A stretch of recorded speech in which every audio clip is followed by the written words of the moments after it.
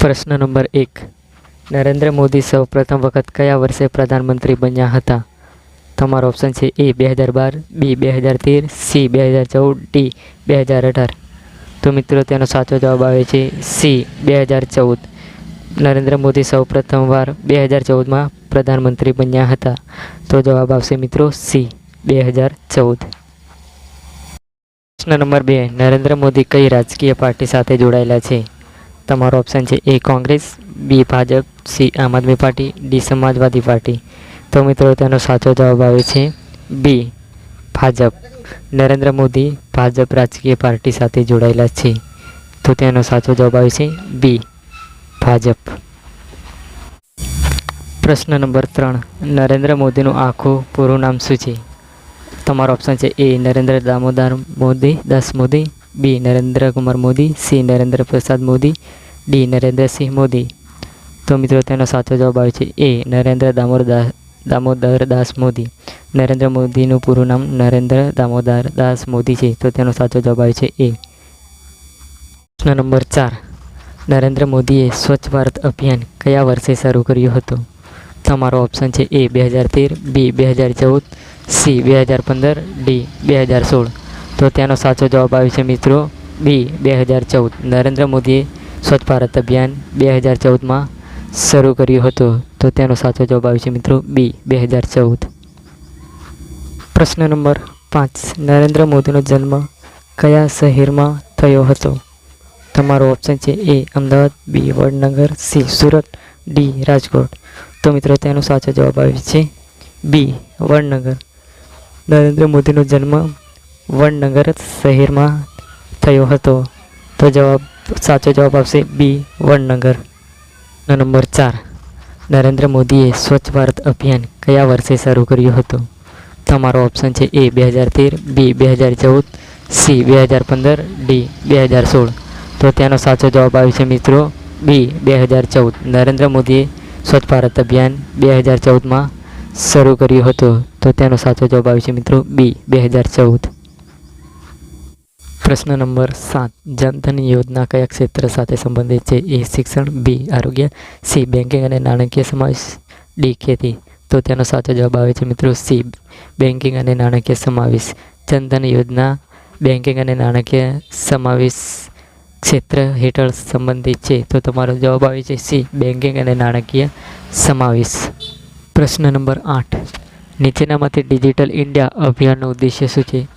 એ ખેતી વિકાસ, બી ઔદ્યોગિક વિકાસ, C digital સુવિધાઓનો વિકાસ, ડી રમતગમત વિકાસ.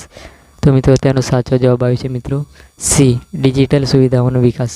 ડિજિટલ ઇન્ડિયા અભિયાનનો હેતુ ડિજિટલ સુવિધાઓનો વિકાસ કરવાનો છે. તો તેનો સાચો જવાબ આવે છે સી ડિજિટલ સુવિધાઓનો વિકાસ. પ્રશ્ન નંબર 9. નરેન્દ્ર મોદી કઈ સંસ્થા સાથે યુવાનીમાં જોડાયેલા હતા? તમારો ઓપ્શન છે એ NSS, બી RSS, C NCC, D NSUI. તો તેનો સાચો જવાબ આવે છે મિત્રો બી RSS.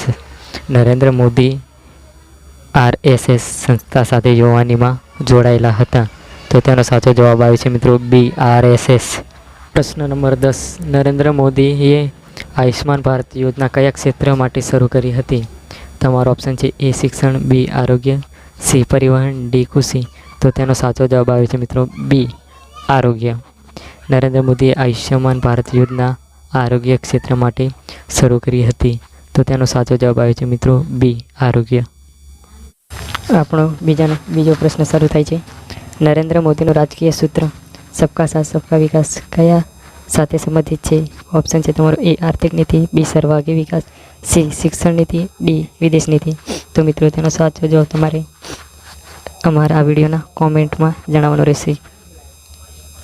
તો કોમેન્ટ જરૂરથી કરજો. નંબર 11. મેક ઇન ઇન્ડિયા અભિયાન કયા વર્ષે શરૂ કરવામાં આવ્યું હતું?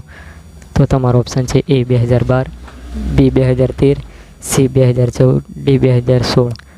તો મિત્રો તેનો સાચો જવાબ આવે છે સી 2014. મેક ઇન ઇન્ડિયા અભિયાન 2014માં શરૂ કરવામાં આવ્યું હતું. તો તમારો જવાબ છે મિત્રો સી 2014. પ્રશ્ન નંબર 12. બેટી બચાવો બેટી પઢાઓ અભિયાન કયા મુદ્દા સાથે સંબંધિત છે? ઓપ્શન છે એ પર્યાવરણ, બી મહિલા સશક્તિકરણ, સી કૃષિ વિકાસ, ડી રમતગમત. તો તેનો સાચો જવાબ આવે છે મિત્રો બી મહિલા સશક્તિકરણ. બેટી બચાવો બેટી પઢાઓ અભિયાન મહિલા સશક્તિકરણના મુદ્દા સાથે સંબંધિત છે. તો જવાબ આવે છે મિત્રો બી મહિલા સશક્તિકરણ. નંબર 13 નરેન્દ્ર મોદીનું શૈક્ષણિક ક્ષેત્ર કયા વિષય સાથે જોડાયેલું માનવામાં આવે છે? તમારો ઓપ્શન છે એ એન્જિનિયરિંગ, બી કોમર્સ, સી રાજકીય વિજ્ઞાન, ડી મેડિકલ. તો તેનો સાચો જવાબ આવે છે મિત્રો સી રાજકીય વિજ્ઞાન. નરેન્દ્ર મોદીનું શૈક્ષણિક ક્ષેત્ર રાજકીય વિજ્ઞાન સાથે જોડાયેલું માનવામાં આવે છે. તો તમારો જવાબ આવે છે મિત્રો સી રાજકીય વિજ્ઞાન. પ્રશ્ન નંબર 14 આત્મનિર્ભર ભારત અભિયાન કયા સમયગાળા દરમિયાન શરૂ થયું હતું? તમારો ઓપ્શન છે એ 2018, બી 2019, સી 2020, ડી 2021. તો તેનો સાચો જવાબ આવે છે મિત્રો સી 2020. આત્મનિર્ભર ભારત અભિયાન 2020ના સમયગાળા દરમિયાન શરૂ કરવામાં આવ્યું હતું. તો તેનો જવાબ આવે છે સી 2020. પ્રશ્ન નંબર 15 નરેન્દ્ર મોદીએ સ્વચ્છ ભારત મિશનનો પ્રારંભ કયા પ્રસંગે કર્યો હતો? તમારો ઓપ્શન છે 15 ઓગસ્ટ, બી 26 જાન્યુઆરી, C Gandhi Jayanti 2 October, D 14 April. તો તેનો સાચો જવાબ આવે છે મિત્રો સી ગાંધી જયંતિ 2 ઓક્ટોબર. નરેન્દ્ર મોદીએ સ્વચ્છ ભારત મિશનનો પ્રારંભ ગાંધી જયંતિ 2 ઓક્ટોબરના દિવસે કરવામાં આવ્યો હતો. તમારો જવાબ આવે છે સી